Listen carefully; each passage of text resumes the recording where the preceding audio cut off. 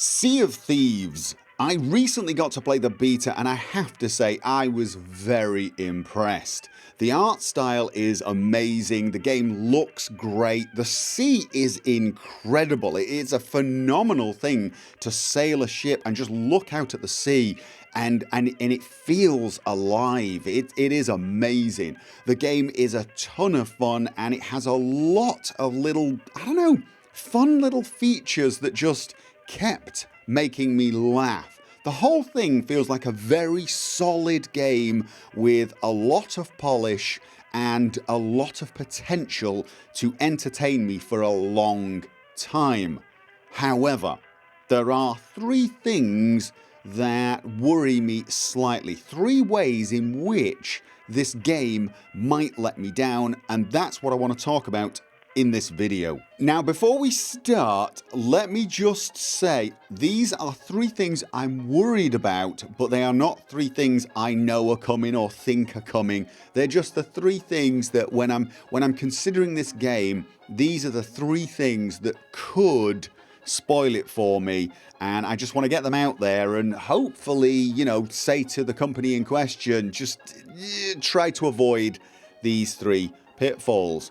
The first thing is content, or more importantly, the potential lack of. Now, I only played the beta, which didn't have very much to do.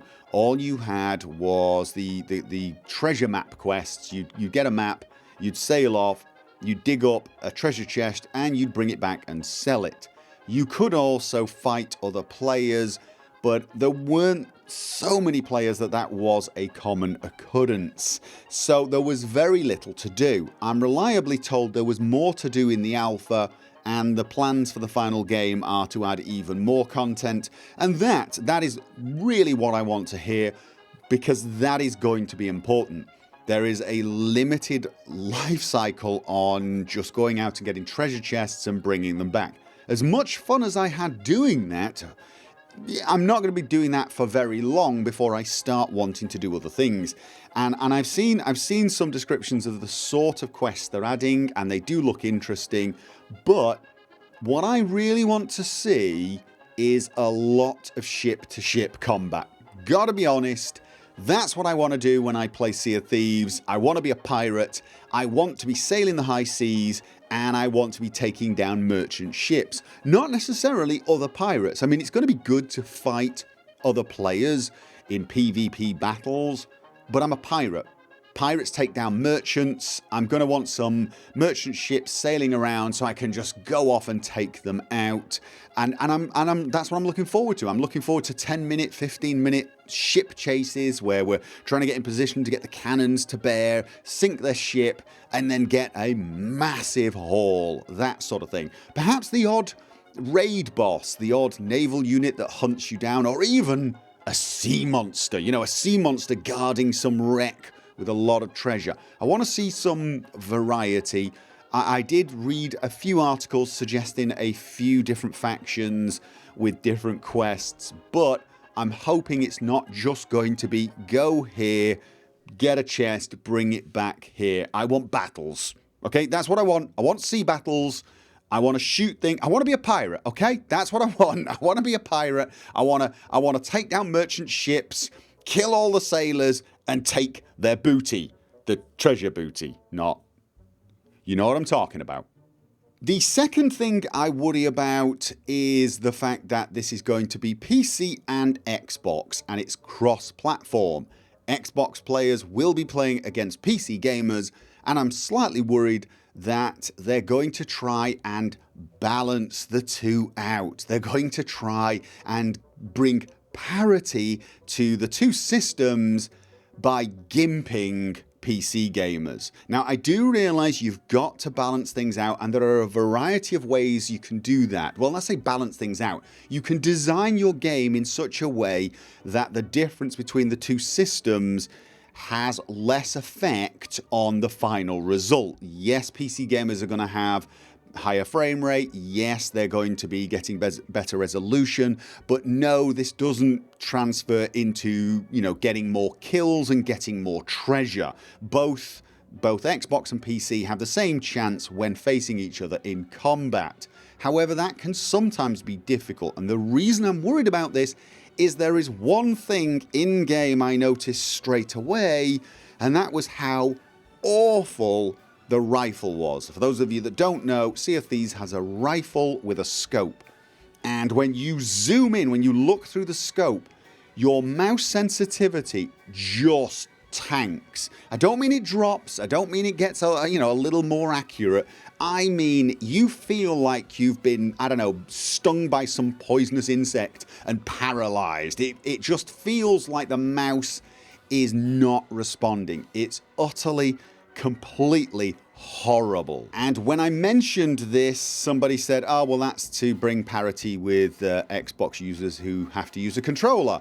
And I'm just going to say right now, no, that is not the way to go. There are 3 reasons why that is not the way. 3 is the number at the moment, yeah, but there are 3 reasons why that is not the way to go.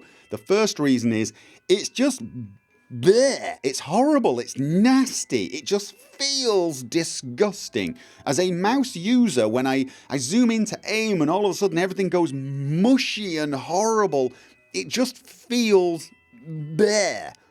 This is not a good design feature. You don't want things that make people go, no, that's horrible. Don't do that, okay? That's just a bad way to do things. I mean, it feels like you just sort of patch this in.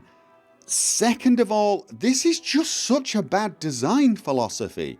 Don't gimp peripherals to try and make up for either a game design flaw or some inherent imbalance in those peripherals. Some peripherals are better at certain things than others, and you're going to have to deal with that. There are plenty of ways you could make your game to not favour mouse users too much. You could have a rifle that didn't have a scope, for example. You could possibly make it so that when you aim, you need to be steady for half a second before the bullet becomes accurate, so that you're going to stop the quick scopers from just making those snap headshots. There are plenty of ways you could do it by tweaking the weapon, but whatever you do, don't tweak the peripheral. I mean, this is kind of like making a combat flight sim and then gimping joystick users, gimping the joystick to try and bring parity with keyboards, making the joystick just feel horrible or something. No. Either design your game to not favour one of those peripherals, or just accept that one of those peripherals is going to be better than the other, and don't. If your only way of balancing it is to make one of them feel horrible, don't. You've failed, okay? And the third reason you shouldn't do that is you're going to fail. You're going to fail. You can't stop us from changing the sensitivity on our mouse. Every single gaming mouse I have owned for about the last 15 years has had on-the-fly DPI switches. I can change my sensitivity. I've never had to use it this way before, but it took me about 2 minutes to make a new profile for this game, and then maybe 15 to 20 minutes of tweaking it until it felt reasonable, okay? You can't balance the game this way. We will get around this. I worry about this because it feels like you don't understand PC gaming. If you don't know that PC mice have sensitivity switches that you cannot stop and you can't even detect, I'm a little worried. I mean, I'm getting this kind of Dark Soul developer vibe, where you get a team who decide to port a game to PC, but have never actually seen one. I got this picture of you all sat around the offices going like with a mouse. Someone's just put a mouse on the table and you're all staring at it and poking at it like you're expecting it to do something, pulling on the cord, going, ooh, look, mouse, click, it clicks, click, click, click. It's it. Yeah, have you not got PC gamers in-house?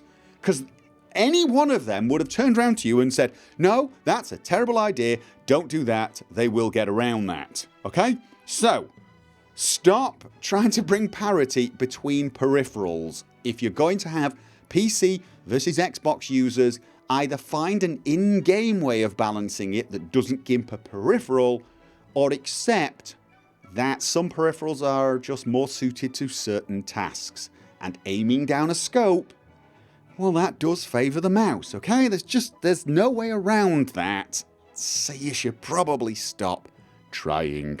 However, if it turns out that the sensitivity issue was just a bug and it wasn't your intention, my apologies for the previous rant, okay? And thirdly, my final worry is microtransactions. Now, we know this game is getting them, and from what I'm hearing, what I'm reading, they've stated they will not be pay to win. They will be purely cosmetic. You won't be able to pay for, an advantage. You will not be able to pay for progression. So purely cosmetic. Now, I know there are varied thoughts on that particular subject, with some people thinking even cosmetic microtransactions are unwelcome, and I totally get that. But I also see the counter argument that this game will need a regular source of income if it is to be updated regularly with new content. And I think we need that. As I've already said, content is going to be one of the things we really, really do need. So I get it. I get the argument. I'm not immune to that argument. But at the same time, I do understand people's skepticism, and I do understand for some people the cosmetics are where it's at, and for some people that is the game and they want all the cosmetics. What I'm hoping is all of the cosmetics that you can get through the microtransaction system can be gained in game. If you want to put the work in, you want to buy the gold and get them, there should be at least very few cosmetics that have to be bought with real life money. If you make it optional, I think some people will engage in it, and the rest will think, well, whatever, I can just buy this stuff the normal way, because a lot of people still want the cosmetics. So I don't want there to be a pay wall, maybe a pay slope for certain, if there are some cosmetics that are pretty expensive and some people decide to splash cash on it. I get it. I see both sides of the argument on that one. What worries me about this game, well, is its focus on treasure chests. Because, well, treasure chests. Chests filled with treasure. Chests, giant wooden boxes filled with treasure. Booty. Another word for that would be loot. Yep, loot boxes. I mean, I can't help it. I look at this, I see treasure chests, and I think, wow, that is such an obvious loot box mechanic waiting to happen. Please don't do that. Do not do that. Even if it's just for cosmetics. Because, well, loot boxes are toxic right now. Even when they were fun. I mean, I enjoyed them in Overwatch. Getting the loot boxes. Every time I leveled, I got a loot box, random skin, the thrill of it. Ooh, this was kind of cool. It was kind of fun.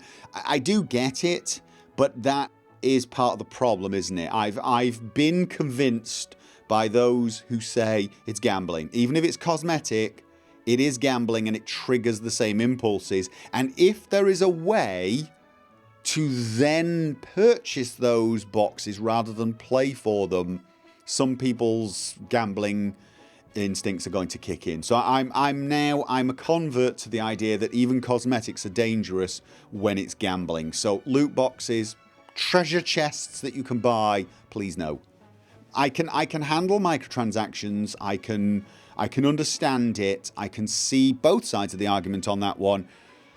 Treasure chests, if you introduce treasure chests, loot boxes, if you introduce that, the gaming community is going to explode. They're going to descend on you like a pack of wolves, and to be honest with you, you deserve it at that point. I mean, it would just be a massive misreading of the gaming landscape right now. I cannot help but feel that this has to have been something that's come up in a meeting, and I can't help but feel that at some point in the past it was the intention. I mean, it just, treasure chests, it just lends itself so well, doesn't it? I mean, you almost cannot avoid the thought of paper treasure chest. It's like unavoidable. Please read the current climate and don't go there, because if you do, it's not going to be pretty. So, there you have it, the 3 things that worry me about Sea of Thieves. 1, the potential lack of content. 2, gimping peripherals to make the game a little unpleasant to play in order to bring parity between platforms. And 3, microtransactions. Again, let me just say, so far I've had a lot of fun. I've only played the beta, only played for a few hours, but I was very impressed. Game looks great, plays great, tons of fun, seems very polished, and it has a lot of potential. But like with many games, this is potential for greatness and potential for fail. The 3 things I've outlined are things that will ruin it for me if they come to pass. If there isn't content to keep me engaged, I'll play it for a few weeks and then I'll drift away. There is going to need regular content. But I also need to feel like I can play as a PC gamer with the peripherals I expect to play as a PC gamer, which is mouse and keyboard, without feeling like I'm getting gimped, without you making it unpleasant for me to play just to try and bring parity. Parity's a great thing to try and achieve, but don't achieve it by gimping me or making something unpleasant for me to use. And finally, the microtransactions thing. Be very, very, very careful indeed. Now is the wrong time to be taking liberties with your player base. In fact, just any hint of this is going to be negative. Even normal microtransactions, there's going to be a lot of complaints about them regardless. There will be people who just say, well, if there's any hint of microtransactions, I'm not going to buy it. But I do understand there is a need to balance the ongoing development cycle for this product. I totally get that. But if you go the loot box route, I'm probably going to call it and say it's going to be, as I say, a train wreck, but I guess a shipwreck. It's going to be a shipwreck. Okay? So, I am still hoping this game's going to be a great success. I've not got any concrete reason to think it will be anything other than a success.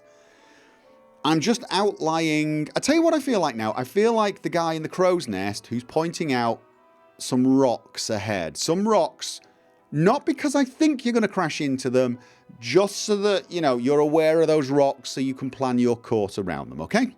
That's all.